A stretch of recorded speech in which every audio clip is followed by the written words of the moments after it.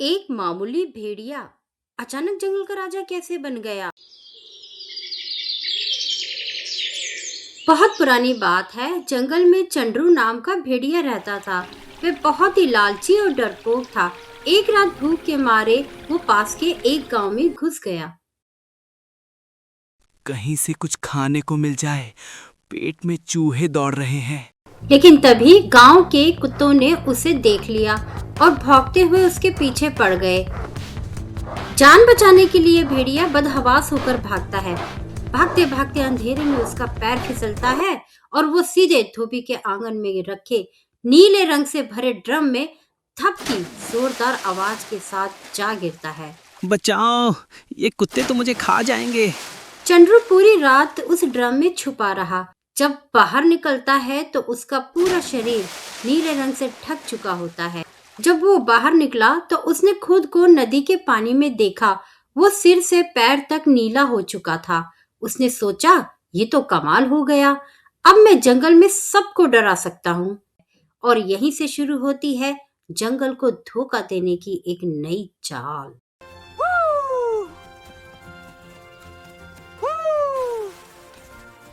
अरे, ये सब मुझे देखकर डर क्यों रहे हैं? लगता है मेरा ये नीला रंग इन्हें डरा रहा है। इसका फायदा उठाना चाहिए। ठहरो जानवरों, डरो मत। मुझे स्वयं भगवान ने भेजा है। मैं इस जंगल का नया राजा हूँ, ककुद्रुम। भगवान ने भेजा है? ये कैसे हो सकता है?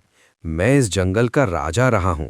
मैंने हर जानवर, हर कोना, हर आवाज पहचानी है। लेकिन तुम्हें मैंने कभी नहीं देखा।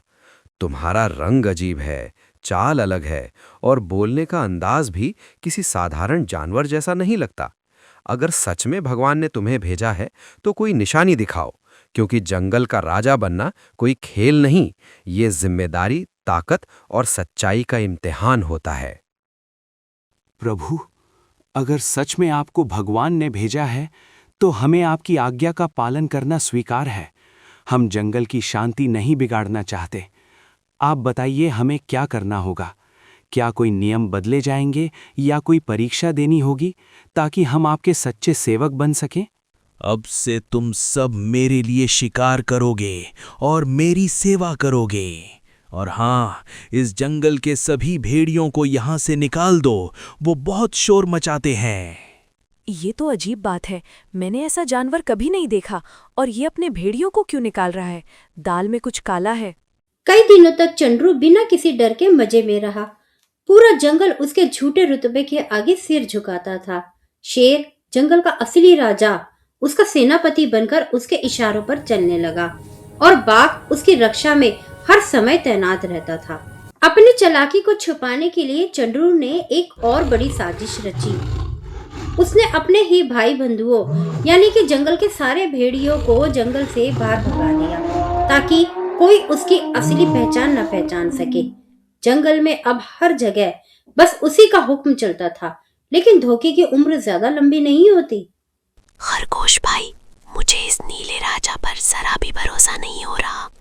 कुछ तो गड़बड़ है। मैंने इसी भेड़िए को कुछ दिन पहले गांव की तरफ जाते देखा था। तब ये कोई राजा वाजा नहीं था, साधारण सा भेड़िया ही था। और आज देखो, अचानक नीला रंग, भारी आवाज और खुद को भगवान का भेजा हुआ बता रहा है। इतना बड़ा बदलाव रातों रात कैसे हो सकता है? मुझे तो साफ लग रहा है कि ये कोई चाल है, पर अभी सबके सामने बोलना ठीक नहीं होगा। जूरी, तुम ऐसी बातें मत करो। वो तो भगवान का भेजा हुआ दूत है। नहीं, मुझे लगता है वो कोई भेस बदल कर आया है। मुझे कुछ करना होगा। एक दिन शाम को जब चंद्रू अपनी सभा में बैठा था, तभी दूर से भेड़ियों के एक झुंड के चिल्लाने की आवाज आई।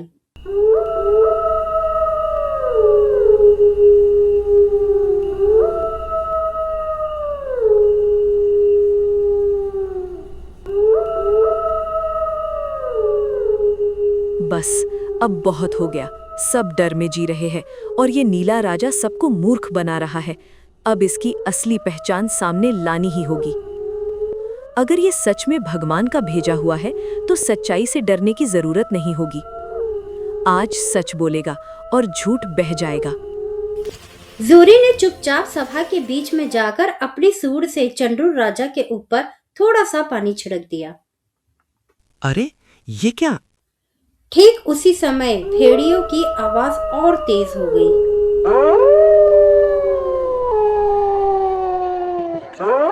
चंद्रू अपनी असली आदत में आकर बिना सोचे समझे वह भी भेड़ियों की तरह चिल्लाने लगता है। उसके ऊपर का नीला रंग पानी से और भी तेजी से धुलने लगता है। क्या? ये कोई देवदूत नहीं, ये तो वही मामूली भेड़िया है। इसने हमें डराकर हमारे विश्वास का फायदा उठाकर मूर्ख बना दिया। सब ध्यान से देखो, इसका नीला रंग पूरी तरह उतर चुका है। ये ना कोई देवदूत है, ना भगवान का भेजा हुआ कोई राजा। ये तो वही ढोंगी चंद्रू है जिसने छल, डर और झूठ के सहारे पूरे जंगल को बेवकूफ बनाया। मैंने कहा था ना, ये भेस बदल कर आया है। नीले रंग ने इसकी पहचान छुपा ली थी, लेकिन सच्चाई को कोई रंग, कोई चाल ज्यादा देर तक नहीं छुपा सकता। जंगल को डर से नहीं, समझदारी और सच्चाई से चलाया जाता। इससे पहले कि चंद्रू भाग पाता, सच सामने आ चुका था। शेर और बाघ ने दहाड़कर उसे घेर लिया और सभी जानवरों ने मिलकर उसे पकड़ लिया। डर और छल से भरे उस भेड़िए को जंगल की सीमा के बाहर खदेड़ दिया गया। आज जंगल एक बड़े धोखे से बच गया और ये सब संभव हुआ जूरी उस छोटे हाथी की समझदारी से, जिसने सिखा दिया कि अक्ल ताकत से भी बड़ी होती है। और इससे हमें क्या शिक्षा मिलती है? दिखावा और झूठ ज्यादा दिनों तक नहीं टिकता। जो इंसान अपनी असलियत छिपाता है उसे एक ना एक दिन अपमानित होना ही पड़ता है, और हमेशा समझदारी से काम ले, जैसे जूरी ने किया। दोस्तों, वीडियो अच्छा लगे तो लाइक जरूर करना। हमारी कहानी पसंद आई, सब्सक्राइब कर लो। हर नई कहानी के लिए बेल दबाना मत भूलना। नई नई मजेदार कहानियाँ देखने के लिए जूरी फिलो कार्टून को सब्सक्राइब जरूर करें। जंगल में शेर, बाघ और हाथी जैसे शक्तिशाली जानवरों का दबदबा तो हमेशा रहता है, लेकिन आज की कहानी एक ऐसे जीव की है जिसे सब पैरों तले कुचल देते हैं। वह था बग्गू कॉकरोच, जिसको घर से निकालने के बाद वो जंगल चला जाता है और वहाँ रहने लगता है। और कुछ समय बाद धिक्कार है इस जीवन पर। कल शेर गुजरा तो उसकी हवा से मैं 3 फीट दूर जा गिरा। हाथी का पैर पड़ा तो बाल बाल बचा। क्या मेरी कोई इज्जत नहीं? अब देखना, ये बड़े शरीर वाले मेरे छोटे पैरों पर झुकेंगे।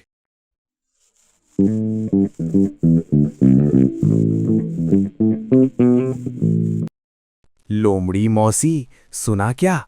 भालू ने शहद का जो नया छत्ता खोजा है, उसने शेर को बता दिया है कि आप उसे चुराने वाली हैं। क्या? उस आलसी भालू की इतनी हिम्मत? मैंने तो उसे अपना भाई माना था। इसके बाद बग्गू भालू के पास जाता है। भालू भाई, लोमड़ी कह रही थी कि आप इतने मोटे हो गए हैं कि अपनी पूंछ भी नहीं देख सकते। वो शेर को भड़का रही है कि आपको जंगल से बाहर निकाल दिया जाए। वो चालाक लोमड़ी, अब मैं उसे अपनी ताकत दिखाऊंगा। लोमड़ी और भालू दोनों का खून खौल चुका था। बग्गू पत्थर के पीछे छिपकर उन दोनों की लड़ाई के मजे ले रहा था। बड़े बड़े शरीर, छोटे छोटे दिमाग, आज बग्गू का राज चलेगा। अरे मोटे भालू, पीठ पीछे बुराई करना बंद कर। मेरी पूंछ तक पहुंचने लायक औकात बना ले पहले। चालाक लोमड़ी, आज तेरी चालाकी कुचल दूंगा। शेर से शिकायत करने चली थी ना? दोनों की आवाज सुनकर शेर और बाकी के जानवर भी वहां पहुंच गए। ये जंगल है या बाजार? चारों तरफ शोर, झगड़े और आरोप प्रत्यारोप। क्या अब छोटे जानवर भी जंगल के नियम तोड़ने लगे हैं? तुम सब कल सुबह मेरी सभा में हाजिर होना। तुम्हारी लड़ाई का फैसला वहीं होगा।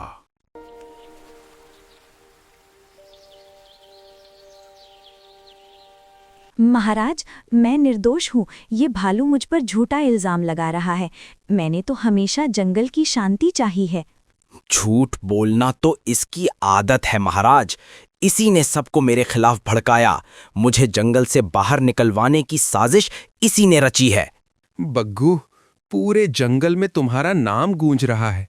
कोई कहता है तुम अंतर्यामी हो, कोई कहता है तुम आने वाले खतरे पहले ही जान लेते हो। सच बताओ, इस जंगल में क्या कोई बड़ा खतरा आने वाला है? महाराज, मैंने रात को आसमान के सितारों से बातें की हैं। हवाओं ने मुझसे राज फुसफुसाए हैं। सितारे कहते हैं आपके सबसे करीबी दोस्त ही आपके सबसे बड़े दुश्मन बनने वाले हैं। लेकिन घबराइए मत महाराज, जब तक बग्गू आपके साथ हैं आपका बाल भी बांका नहीं हो सकता। अद्भुत! इतना छोटा जीव, लेकिन इतनी गहरी बातें। लगता है इसमें सचमुच कोई अदृश्य शक्ति है। जो ये कहता है वही सच होता होगा। ये बड़े बड़े जानवर कितने भोले हैं। मेरी मीठी बातों में ऐसे फंस गए हैं जैसे मक्खी मकड़ी के जाले में। आज शेर, कल पूरा जंगल। अब असली खेल शुरू होगा।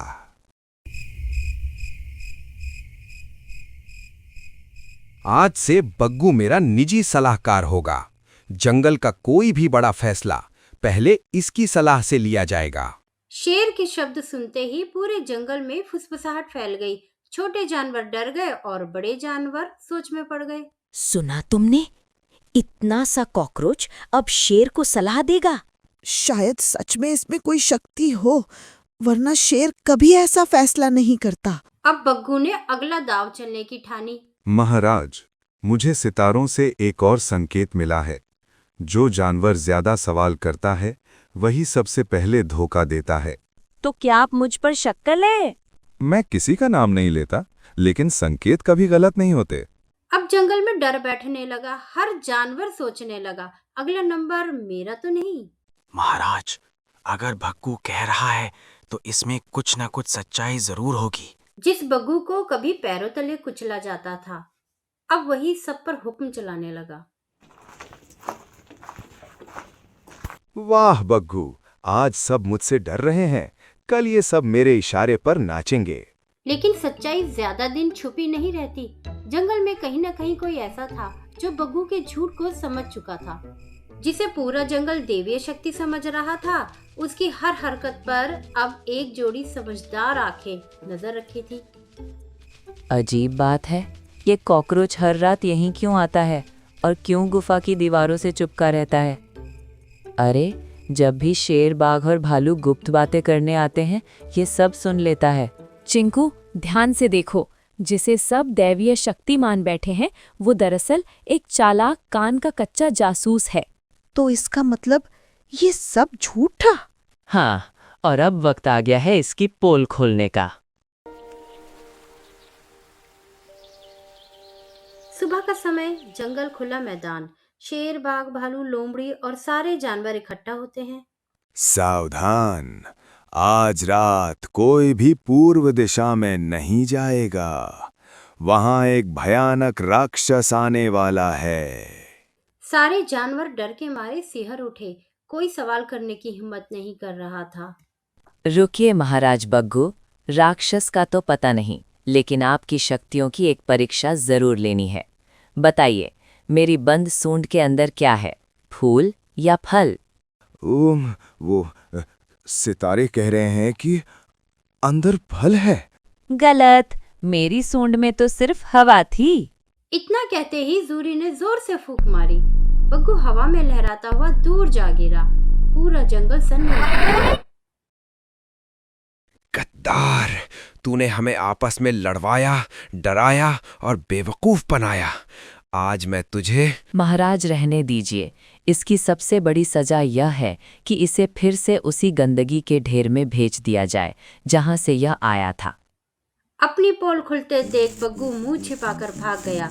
इसके बाद कभी किसी ने उसे जंगल में दोबारा नहीं देखा। जंगल में फिर से हंसी मजाक लौट आया और दोस्ती की आवाजें गूंजने लगी। जूरी, आज तुमने साबित कर दिया कि असली ताकत शरीर में नहीं, समझ और धैर्य में होती है। अगर तुम न होते तो ये जंगल आज भी झूठ और डर के अंधेरे में फंसा रहता। तुम्हारी अक्लमंदी ने हम सबकी आंखें खोल दी। आज से तुम सिर्फ एक हाथी नहीं, बल्कि इस जंगल की सच्ची चेतना हो। मुझे तुम पर गर्व है। दोस्तों, वीडियो अच्छा लगे तो लाइक जरूर करना।